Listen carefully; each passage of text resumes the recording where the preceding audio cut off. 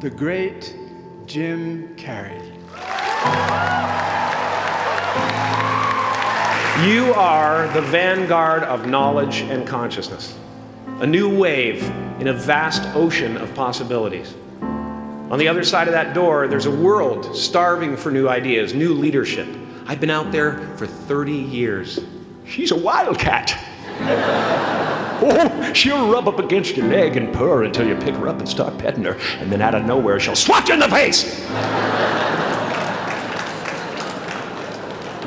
Now, fear is going to be a player in your life, but you get to decide how much. You can spend your whole life imagining ghosts, worrying about the pathway to the future, but all there will ever be is what's happening here, and the decisions we make in this moment, which are based in either love or fear. So many of us choose our path out of fear disguised as practicality.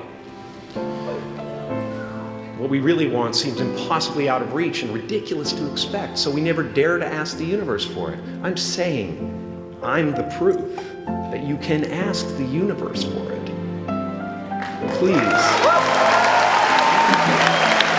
My father could have been a great comedian, but he didn't believe that that was possible for him. And so he made a conservative choice. Instead, he got a safe job as an accountant. And when I was 12 years old, he was let go from that safe job. And our family had to do whatever we could to survive. I learned many great lessons from my father, not the least of which was that you can fail at what you don't want. So you might as well take a chance on doing what you love. It's not the only thing he taught me, though. You know, I watched the effect of my father's love and humor and how it altered the world around me. And I thought, that's something to do. That's something worth my time. It wasn't long before I started acting up. You know, people would come over to the house and they'd be greeted by a 7-year-old throwing himself down a large flight of stairs. They would say, "What happened?" And I would say, "I don't know. Let's check the replay." I'd go back to the top of the stairs and come back down in slow motion.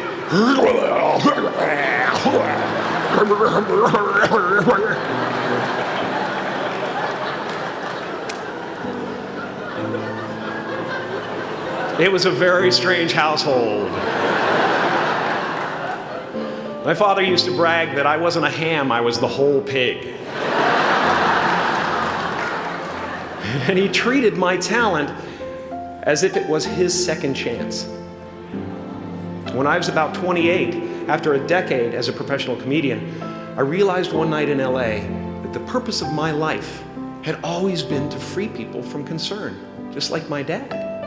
And when I realized this, I dubbed my new devotion the Church of Freedom from Concern. The Church of FFC.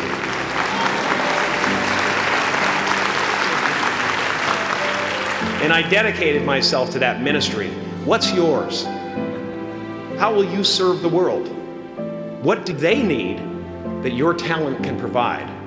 That's all you have to figure out. As someone who's done what you're about to go and do, I can tell you from experience, the effect you have on others is the most valuable currency there is. Because everything you gain in life will rot and fall apart, and all that will be left of you is what was in your heart. My choosing to free people from concern got me to the top of a mountain. Look where I am. Look what I get to do. Everywhere I go. I'm going to get emotional because when I tap into this, it really is extraordinary to me. I did something that made people present their best selves to me wherever I go. I am at the top of the mountain, and I was, and the only one I hadn't freed was myself. And that's when my search for identity deepened. I wondered who I'd be without my fame. Who would I be if I said things that people didn't want to hear? Or if I defied their expectations of me? What if I showed up to the party without my Mardi Gras mask and refused to flash my breasts for a handful of beads? I'll give you a moment to wipe that image out of your mind. But you guys are so ahead of the game. You already know who you are. And that peace that we're after lies somewhere beyond personality, beyond the perception of others, beyond invention and disguise, even beyond effort itself. You can join the game, fight the wars, play with form all you want, but to find real peace, you have to let the armor go. Your need for acceptance can make you invisible in this world. Don't let anything stand in the way of the light that shines through this form. Risk being seen in all of your glory. It's not big enough. This painting is big for a reason. It's called high visibility. It's about picking up the light and daring to be seen. Here's the tricky part. Everyone is attracted to the light. The party host up at the top, who thinks unconsciousness is bliss and is always offering to drink from the bottles that empty you. Misery below her despises the light, can't stand when you're doing well, wishes you nothing but the worst. The Queen of Diamonds, under him, needs a king to build her house of cards. And the hollow one down bottom there will cling to your leg and say, please don't leave me behind, for I have abandoned myself. Even those who are closest to you and most in love with you, the people you love most in the world, will find clarity confronting at times. This painting took me thousands of hours to complete.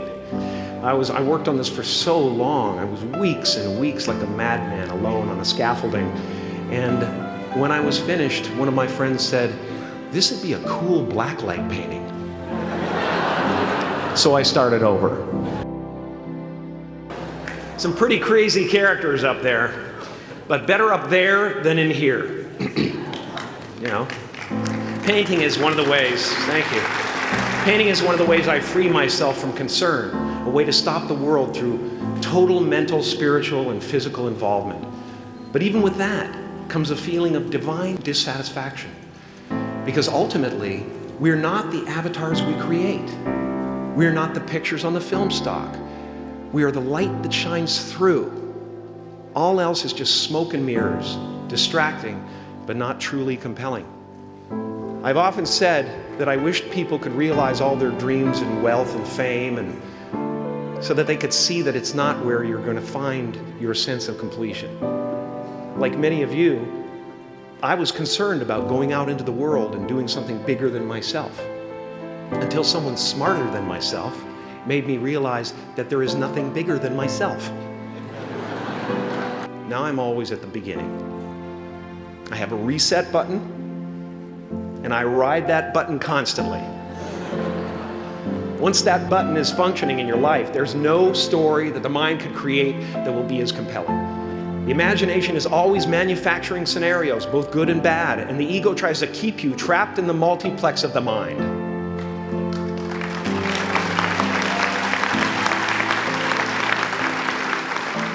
Our eyes are not viewers, they are also projectors that are running a second story over the picture that we see in front of us all the time. Fear is writing that script, and the working title is, I'll Never Be Enough.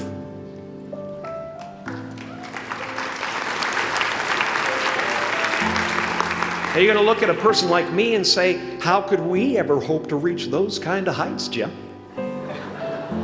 How can we make a painting that's too big for our home? How do you fly so high without a special breathing apparatus? This is the voice of the ego. And if you listen to it, there will always be someone who's doing better than you. No matter what you gain, ego will not let you rest. It will tell you that you cannot stop until you've left an indelible mark on the earth, until you've achieved immortality. How tricky is this ego that it would tempt us with the promise of something we already possess? So, I just want you to relax. You know, that's my job. Relax and dream up a good life. I had a substitute teacher from Ireland in the 2nd grade that told my class during morning prayer that when she wants something, anything at all, she prays for it and promises something in return, and she always gets what she wants. Well, I'm sitting at the back of the classroom, thinking, wow, my family can't afford a bike, So I went home and I prayed for one. And I promised I would recite the rosary every night in exchange. Broke that promise. But 2 weeks later, I got home from school to find a brand new Mustang bike with a banana seat and Easy Rider handlebars. Yeah. From fool to cool. My family informed me that I had won the bike in a raffle that a friend of mine had entered my name in without my knowledge whatsoever. So that type of thing has been happening to me ever since. As far as I can tell, it's just about letting the universe know what you want and working toward it while letting go of how it comes to pass. Your job is not to figure out how it's going to happen for you, but to open the door in your head. And when the door opens in real life, just walk through it. And don't worry if you miss your cue, because there's always doors opening. They keep opening. And when I say life doesn't happen to you, it happens for you, I really don't know if that's true. I'm just making a conscious choice to perceive challenges as something beneficial so that I can deal with them in the most productive way. You'll come up with your own style. That's part of the fun. Oh, and why not take a chance on faith as well? Take a chance on faith. Not religion, but faith. Not hope, but faith. I don't believe in hope. Hope is a beggar. Hope walks through the fire and faith leaps over it.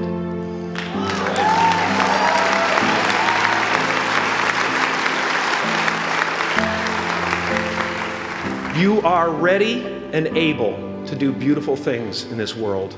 And after you walk through those doors today, you will only ever have 2 choices, love or fear.